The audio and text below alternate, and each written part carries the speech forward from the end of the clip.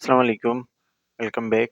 आज हम assessment of learner and learning के बारे में पढ़ेंगे। टीएलपी का जो लास्ट चैप्टर होगा और इसके साथ हमारा टीएलपी का कोर्स कंप्लीट हो जाएगा।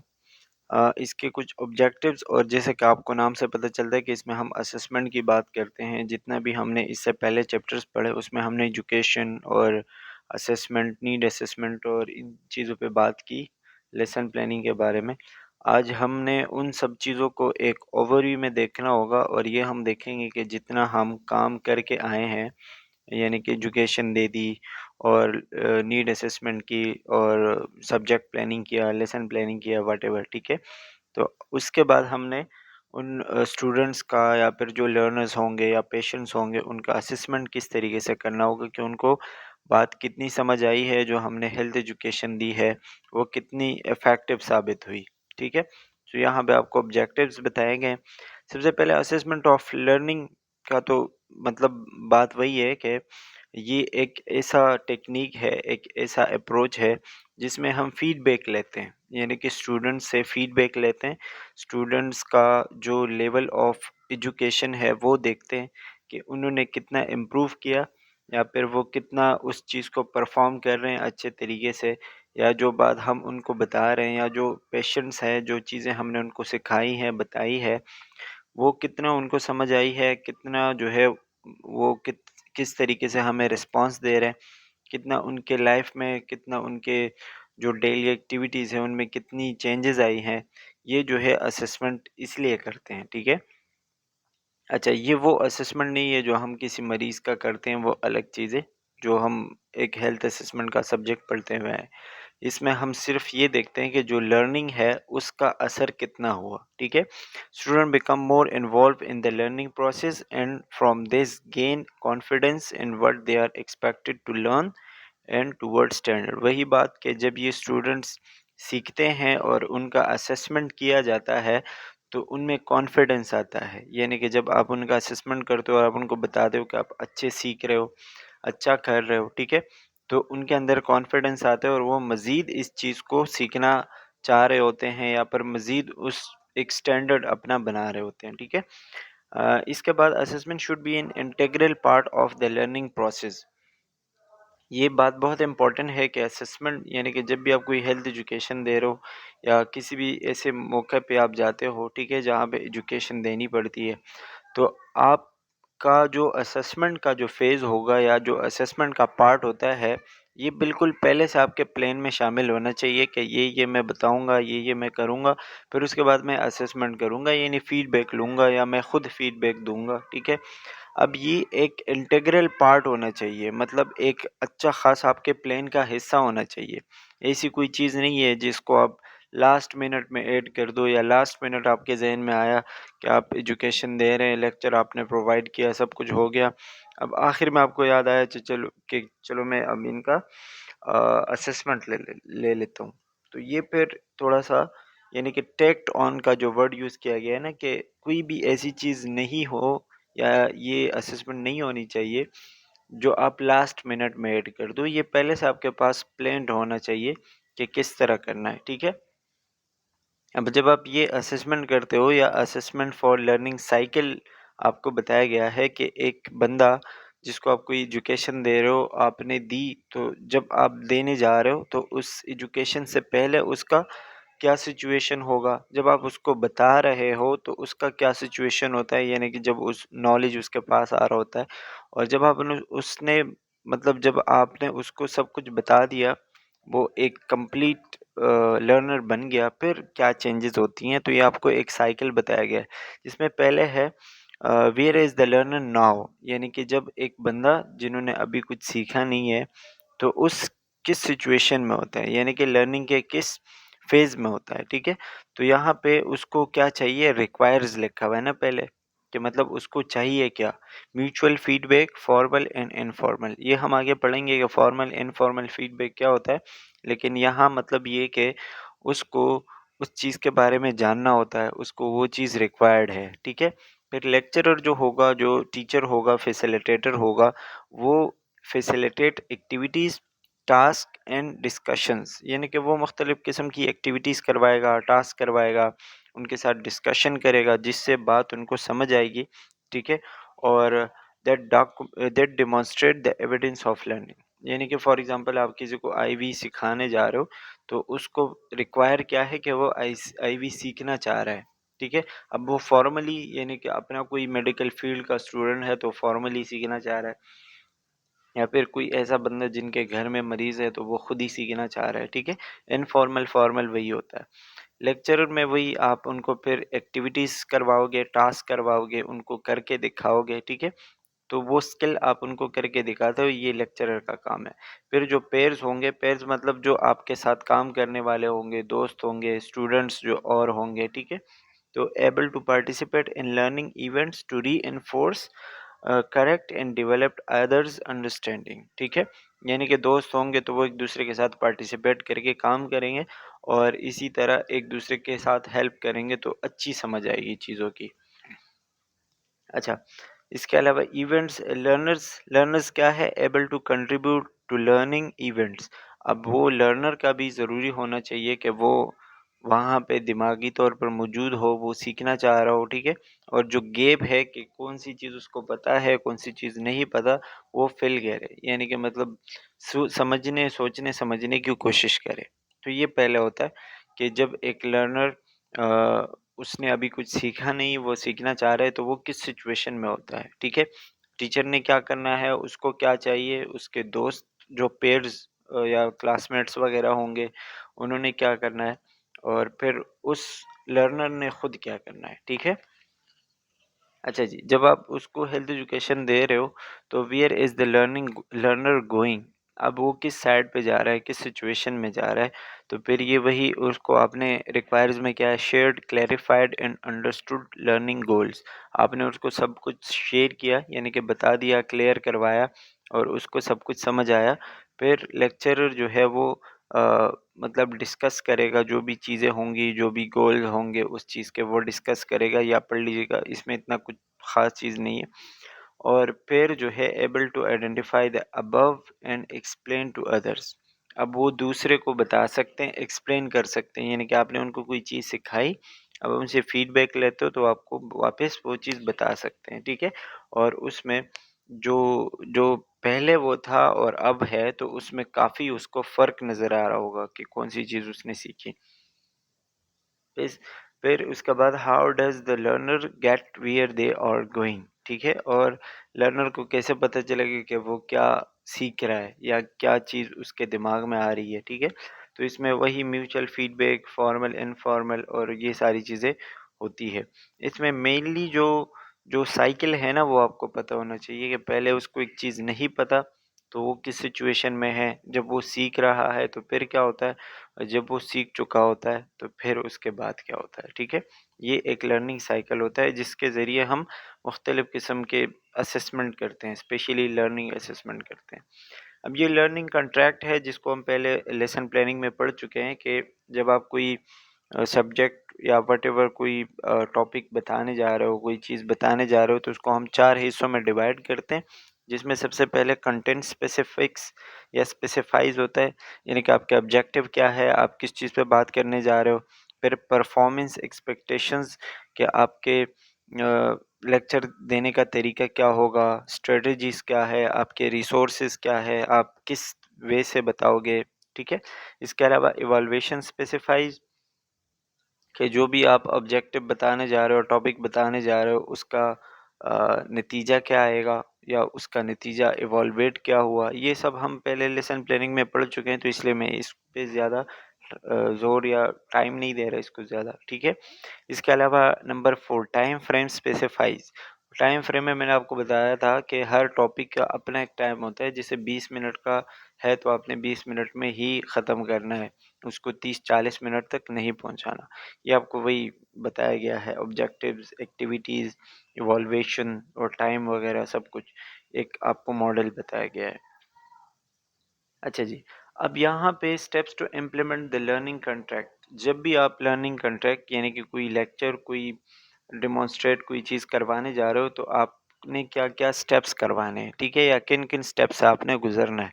सबसे पहले तो वही कि आपके ऑब्जेक्टिव स्पेसिफिक होने चाहिए, आपको पता होना चाहिए कि आप क्या करने जा रहे हो। फिर स्टेप 2, जो भी आपका कंट्रैक्ट है, जो भी आपका टॉपिक है, उसको आप क्या करें, रिव्यू करें, ठीक है। उसको एक दफ़ा डेमोंस्ट्रेट करने से पहले, एक्सप्लेन करने से पहले रिव्यू करें, देख लें। फिर नंबर 3 होगा आपका आइडेंटिफाई द लर्निंग रिसोर्सेज, कि आप किस तरीके से बता रहे हो। आप 1 टू 1 बता रहे हो, सामने बैठ के बता रहे हो, पूरे क्लास को बता रहे हो, या पूरे वार्ड को बता रहे हो, या कुछ 2-3 पेशेंट्स है उनको कोई चीज़, कोई स्किल करके बता रहे हो। रिसोर्स आपका क्या है, ठीक है। इसके अलावा नंबर 4 होगा assess the learners competency level and learning needs. वही बात के नीड असेसमेंट करनी है। आपने देखना है कि मरीज़ को जो चीज़ आप बताने जा रहे हो उसकी ज़रूरत भी है या नहीं, या वैसे ही आप मतलब अपनी एक ज़िम्मेदारी पूरी करने जा रहे हो, उसको ज़रूरत ही नहीं है, या वो कॉम्पिटेंट नहीं है। कॉम्पिटेंट का मतलब होता है कि वो उस काबिल नहीं है कि आप उसको ये चीज़ बताओ।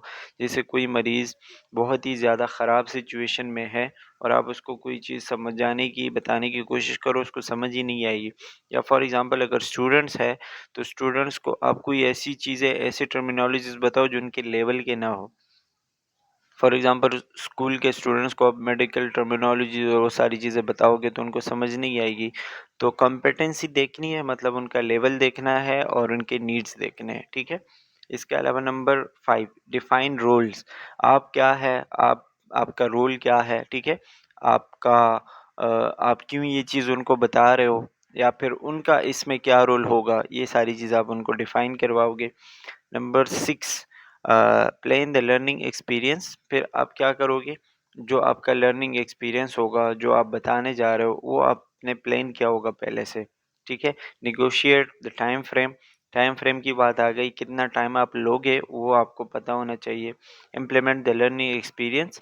फिर आप वो एक्सपीरियंस जो होगा, जो भी आपका सेशन होगा, वो आप इम्प्लीमेंट करोगे, यानी उसको एक्चुअल करवाओगे, देखोगे, ठीक है।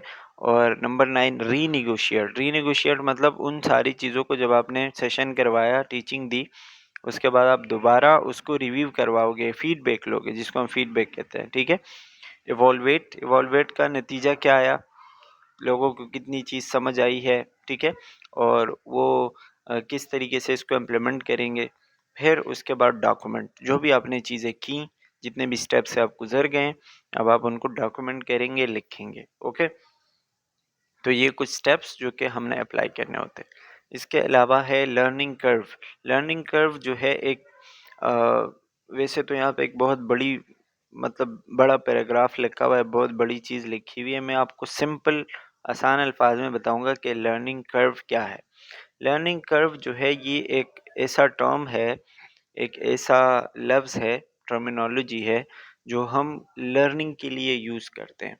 और ये वक्त के साथ साथ जिंदा जितना बंदा ज़्यादा सीखता जाता है, उतना ये ऊपर की तरफ जाता है। यानी कि जितना बंदा बेहतरी की तरफ जाता है एक चीज़ में, एक स्किल में, ठीक है, तो उतना ये ऊपर की तरफ जाता है। और एक टाइम ऐसा आता है कि उसके ऊपर कोई नहीं जा सकता है, यानी कि इतना उसके पास नॉलेज, इतने स्किल्स आ जाते हैं कि वो एक टॉप लेवल होता है, उसके ऊपर कोई नहीं जाता, ठीक है। फिर वहाँ पे वो रुक जाता है, प्लेटू फेज जिसको कहते हैं। तो वो तो खैर आगे ग्राफ है, मैं आपको बताऊंगा। लेकिन लर्निंग कर्व क्या है, जैसे कि इसमें लिखा हुआ है, use to describe how long it takes for a learner to acquire knowledge, attitude और मोटर स्किल। यानी कि एक बंदा कितने टाइम में क्या सीखता है, उसके लिए हम क्या एक लर्निंग कर्व बनाते हैं, ठीक है। अच्छा, ये ज़्यादातर स्किल्स में काम आता है कि फॉर एग्ज़ाम्पल अगर कोई बंदा टीचिंग कर रहा है, तो वो पहले जब स्टार्ट करता है तो इतना अच्छा नहीं होता है, अगर उसके पास नॉलेज है भी तो डिलीवर करने में मुश्किल होता है। जैसे-जैसे वो करता जाता है, टाइम उसको होता है, तो वो बेहतर होता जाता है और उसको एक्सपीरियंस आ जाता है, ठीक है। एक टाइम पे वो एक अच्छा टीचर बनता है जो टॉप जाता है, ठीक है, और प्लेट्यू फेस पे पहुंच जाता है, जिसके आगे कुछ बेहतर नहीं होता। तो ये है it imply the level of difficulty for the learner in achieving an out goal. यही बात कि ये जो है वो देखता है कि जो लर्नर है उसको समझने में क्या-क्या मुश्किलें आती हैं। और ये लिखा हुआ है, this term is frequently very loosely and sometime incorrectly.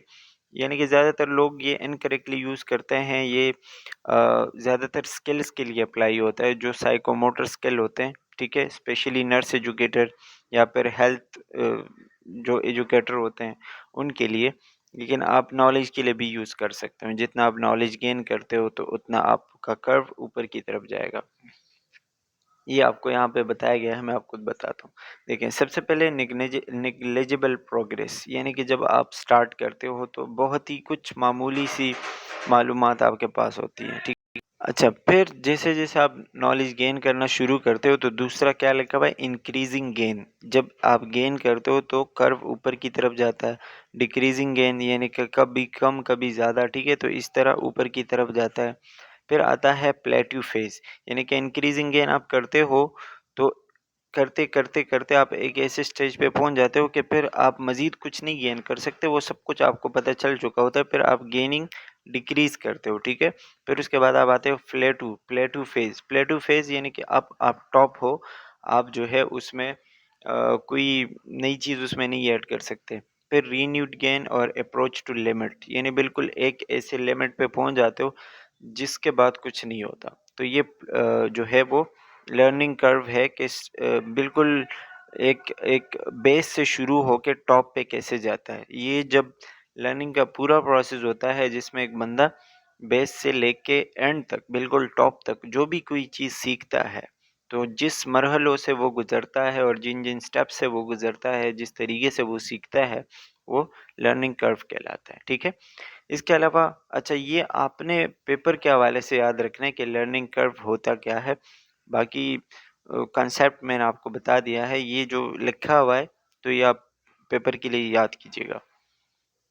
इसके अलावा है सिमुलेशन या सिमुलेशन भी कह सकते हो। It is a method where by an artificial और hypothetical experience is created that engages the learner in an activity that reflects a real life condition but without the risk taking consequences of an actual situation। बहुत बड़ी definition 3-4 line की लिखी हुई है, इसको मैं आपको अगर सिंपल करके बताऊं तो ये ऐसा होगा कि अगर हम कोई चीज़ सीखना चाह रहे हैं, ठीक है, तो बिल्कुल एक्चुअल करने से पहले हम उसको प्रैक्टिस करते हैं। फॉर एग्ज़ाम्पल अगर कोई डॉक्टर है जो सर्जन बनना चाह रहा है या सर्जरी का वो स्पेशलिस्ट बनना चाह रहा है, ठीक है, तो वो डायरेक्ट सर्जरी नहीं करेगा, यानी कि किसी बंदे को काट-कूट के उसकी सर्जरी डायरेक्टली नहीं करेगा। पहले वो किसी डमी पे करेगा, ठीक है, यानी कि जो कॉलेज जो और मेडिकल कॉलेज में जो डमीज़ होती हैं उस पे कोशिश करेगा, ठीक है। फिर या किसी ऐसे डेड बॉडी पे करेगा, ठीक है। उसके बाद वो सर्जरी को देखेगा कि होती कैसे है, यानी कि किसी के अंडर वो काम करेगा, जस्ट ऑब्जर्व करेगा, ठीक है। अब ये जो प्रोसेस होगा ना जिसमें कोई बंदा एक आर्टिफिशियल या हाइपोथेटिकल एक्सपीरियंस करता है, यानी कि ऐसी कोई रियल चीज़ ना हो जिसमें जस्ट आपका स्किल सामने आ जाए, आप जस्ट सीखें। फॉर एग्जांपल अगर आप आईवी किनोलेशन सीख रहे हो तो आपको डमी पे करवाया जाता है, आप ऑब्जर्व करते हो, आपको पहले स्किल बताया जाता है, जिसमें अगर आप करते भी हो डमी पे करते हो तो उसका कोई नुकसान नहीं होता। लेकिन अगर वही चीज़ आप पहली दफ़ा इंसान पे ट्राई करोगे तो इंसान के जो ब्लड वेसल्स वगैरह हैं वो डैमेज हो सकते हैं, नहीं लगा पाओगे, मसले हो सकते हैं, ठीक है। तो ये जो चीज़ होगी जो आप एक्चुअल यानी हकीकी तौर पर करने से पहले ऐसे कोई डमी पे कोई स्किल या फिर एक आर्टिफिशियल या हाइपोथेटिकल एक्सपीरियंस लेते हो जिसमें आपका कोई यानी आप गलत भी कर दो तो कोई नुकसान नहीं होता क्योंकि आप सीखने के लिए करते हो, एक एक्टिविटी होती है, ठीक है। इस प्रोसेस को हम सिमुलेशन कहते हैं। आई होप कि आपको आ गया होगा समझ। इसमें लिखा हुआ है दूसरा, participant can try out their problem solving interactive and psychomotor skill. वही बात कि इसमें हम स्किल्स इम्प्रूव करने की कोशिश करते हैं, जो प्रॉब्लम सॉल्विंग स्किल होते हैं, ठीक है। इसके अलावा simulation provide realistic learner environment involvement in a real life situation. वही बात कि जब आप ये स्किल देखोगे तो फिर आपको एक एक स्किल आएगा आपके पास, आप जब ये चीज़ देखोगे, ठीक है, तो फिर आप किसी रियल लाइफ सिचुएशन में उसका वो अ, मतलब परफॉर्म कर सकते हो। नीचे भी वही चीज़ लिखी हुई है कि simulation are effective for teaching higher level learning in the cognitive domain. ये कॉग्निटिव यानी हर वो चीज़ जो आप अपने दिमाग को यूज़ करके करते हो, ठीक है, तो उस सिचुएशन में आपके ये इफेक्टिव स्किल्स आएंगे। अच्छा जी, इसके अलावा पर्पस ऑफ असेसमेंट के जितना भी हमने पढ़ा असेसमेंट, इसका फ़ायदा क्या है या हम क्यों करते हैं, इसका मकसद क्या है, तो असेसमेंट के मेनली यहाँ पे आपको दो टाइप्स बताए गए हैं। एक है फॉर्मेटिव, एक है समेटिव। ठीक है, तो फॉर्मेटिव असेसमेंट और दोनों का तो आगे बताया गया है, ये यहाँ पे वही मैं नहीं बता रहा। सिंपल असेसमेंट का पर्पस ये होता है कि आप स्टूडेंट्स को अच्छी तरीके से समझ सकें और उनके लर्निंग को और अपनी टीचिंग को इम्प्रूव कर सकें। ये जो असेसमेंट है वो मैं आपको अभी बता रहा हूँ। जैसे कि टीचिंग करोगे आप, फिर अगेन टीचिंग, फिर टीचिंग, उसके बाद आप असेसमेंट करोगे। और असेसमेंट आपका दो तरह का होता है, समेटिव एंड फॉर्मेटिव। ठीक है, अच्छा जी। ये आपको टाइप्स ऑफ असेसमेंट बताए गए हैं। Formative assessment, activities that student and teachers undertake to get information about students learning। अगर मैं आपको ये सिंपल बताऊं तो ये जो फॉर्मेटिव असेसमेंट है, ये वो असेसमेंट है जब आप ड्यूरिंग लेक्चर या ड्यूरिंग क्लास या ड्यूरिंग इन एक्टिविटी आप कोई चीज़ असिस्ट करते हो। फॉर एग्जांपल आपने लेक्चर दिया, आपने क्लास ली और उसके बाद आप स्टूडेंट से कोई स्किल करवा रहे हो। ठीक है, तो उसी टाइम जब आप उनका वो स्किल, उनका फीडबैक लेते हो, असिस्ट करते हो, ये फॉर्मेटिव असेसमेंट कहलाता है। यानी कि फॉर एग्जांपल अगर आप एक एक उनको कोई टॉपिक पढ़ा दिया और उसी का आप टेस्ट ले रहे हो, तो ये कोई फाइनल एग्जाम नहीं होता उनका। ठीक है, जस्ट उस टॉपिक का टेस्ट होता है, तो आप कह सकते हो कि ये उनका फॉर्मेटिव असेसमेंट है। लेकिन जब आप ओवरऑल एट द एंड पूरे एक फाइनल टर्म या एक फाइनल पेपर लोगे, एक फाइनल असेसमेंट लोगे, तो वो फिर सबमेटिव कहलाएगा। ठीक है, तो दोनों में फ़र्क ये है कि फॉर्मेटिव चेक इन करते रहते हो आप। ठीक है, time to time, within the class या विद इन द टाइम जहाँ पे आप पढ़ा रहे हो या उस टाइम जब आप कर रहे हो, कोई स्किल करवा रहे हो। ठीक है, उस टाइम आप जो चीज़ चेक करते हो, जैसे कोई छोटे मोटे टेस्ट लेते हैं या असेसमेंट करते हैं या वैसे ही कोई क्वेश्चंस वगैरह करते हैं, ये फॉर्मेटिव असेसमेंट। उसका मकसद क्या होता है कि स्टूडेंट्स आपको फीडबैक देते हैं और उनके परफॉर्मेंस और लर्निंग इम्प्रूव होती है। और समेटिव जो है, judgment made on the work that result in the students being awarded with a grade. जैसे मैंने आपको बताया कि एक लॉन्ग टर्म या फाइनल टर्म आप लेते हो। ठीक है, तो फिर आप उनको ग्रेड्स देते हो कि आपका ए बी सी इस तरीके के जो ग्रेड आते हैं, और ये आपका एक फाइनल रिजल्ट होता है। तो वो समेटिव असेसमेंट के पूरा सीख के स्टूडेंट का असेसमेंट करते हो आप। ठीक है, अच्छा।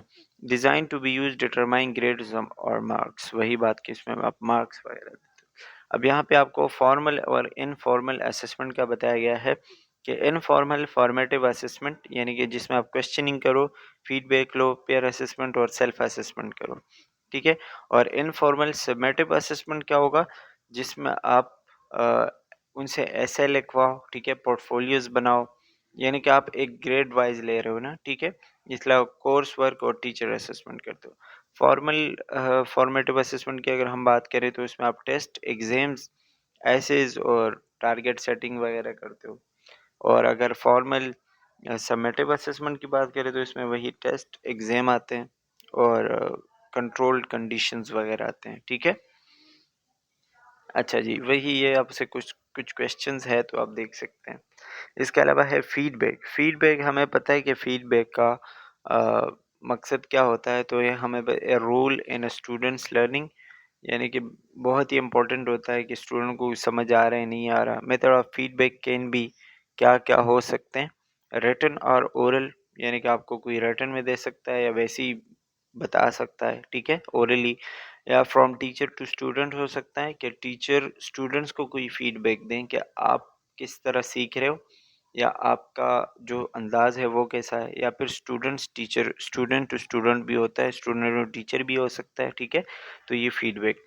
अच्छा, इफेक्टिवली फीडबैक जो है, यानी कि आप किस तरीके से फीडबैक देते हो। जैसे आपने कोई एक्टिविटी करवाई, फिर आपने असेस्ट किया, अब आप फीडबैक दे रहे हो। ठीक है, तो फीडबैक में वही कि good, give the good news first, find something good about the activity, assess task and comment specifically on this. यानी कि जो भी आप असिस्ट कर रहे हो या जो भी आपने करवाया है, जब आप उसको असिस्ट कर रहे हो तो आप उसमें अच्छी चीज़ें ढूँढने की कोशिश करें कि मैंने जिनको सिखाया उन्होंने अच्छी चीज़ें क्या पिकअप की। ठीक है, यानी कि focus on the good news. ठीक है, गुड चीज़ों के ऊपर आप फोकस करें और गलत चीज़ों को ज़्यादा सामने ना लाएं। यानी बताने तो हैं लेकिन पहले आप गुड चीज़ों के ऊपर फोकस करें, ठीक है। Give specific pointer for improvement, जहाँ पे उनको इम्प्रूवमेंट की ज़रूरत है वहाँ वो पॉइंट्स आप उनको बता दें। Don't overwhelm, concentrate on most important points, यानी कि ज़्यादा बढ़ा चढ़ा के भी नहीं बताने। जो इम्पोर्टेंट पॉइंट्स होंगे, जो जहाँ पे उनको इम्प्रूवमेंट की ज़रूरत होगी वो आपने बताना है। And on a note of encouragement, और ख़त्म एक अच्छी लाइन पे, एक इनकरेजमेंट वाली लाइन पे आपने ख़त्म करना है, ठीक है। अच्छा, ये आपको वही बताया गया है, better assessment means better teaching, यानी कि आप अगर बेटर असेसमेंट करते हो तो मतलब आप एक बेटर टीचिंग भी करते हो, आप एक अच्छे टीचर हो। और जब आप एक अच्छे टीचर हो तो मतलब आपसे स्टूडेंट्स अच्छा लर्न करेंगे, बेटर लर्निंग, और जब better learning means better students, ठीक है। और बेटर स्टूडेंट होंगे तो मीन्स उनके लिए बेटर अपॉर्चुनिटीज़ होंगी। तो ये आपको कुछ साइकिल बताया गया, खैर ये वैसे इतना इम्पोर्टेंट नहीं है। And that's all about learning assessment. And बहुत ही आसान चैप्टर है, बहुत ही छोटा सा है। कोई 2-3 चीज़ें जो इम्पोर्टेंट हो सकती है पेपर के हवाले से इसमें, वो आप देख लीजिएगा। मैंने कोशिश किएगा आपको सिंपल करके बताऊँ। तो that's all for today, thank you for watching, take care, bye bye.